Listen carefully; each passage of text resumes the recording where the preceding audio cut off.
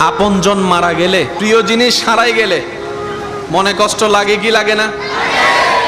আপন মানুষ হারিয়ে গেলে মনে কষ্ট লাগে কি লাগে না?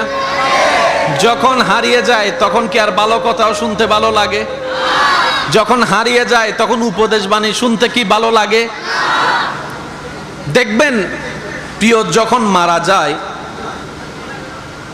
মানুষ যখন অজর দ্বারায় কান্না করতে থাকে, আমার মাটা মারা গেল, আমার বাবাটা আমাকে ছেড়ে চলে গেল, আমার স্বামীটা মারা গেল, আমার স্ত্রীটা মারা গেল, যখনই মৃত্যুর সংবাদ মুসলমান শুনে সবাই মিলে আমরা একটা আয়াত পড়ি। সবাই মিলে বলুন তো আয়াতটা।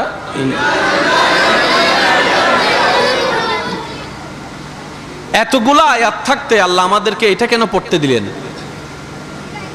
এই একটা আয়াতের ভিতরে সমস্ত প্রশ্নের উত্তর এক জায়গায় আল্লাহ রেখে দিয়েছেন। একটু মনোযোগ চাচ্ছি। স্বামীর মৃত্যুতে স্ত্রী পড়ে ইন্না লিল্লাহি ওয়া ইন্না ইলাইহি রাজিউন। স্ত্রীর মৃত্যুর খবর শুনে স্বামী পড়ে ইন্না লিল্লাহি ওয়া ইন্না ইলাইহি রাজিউন। একই কথা সন্তানের মৃত্যুতে মা বাবার মুখে, মা বাবার মৃত্যুর খবরে সন্তানের মুখে কথা বলেন, ঠিক কিনা?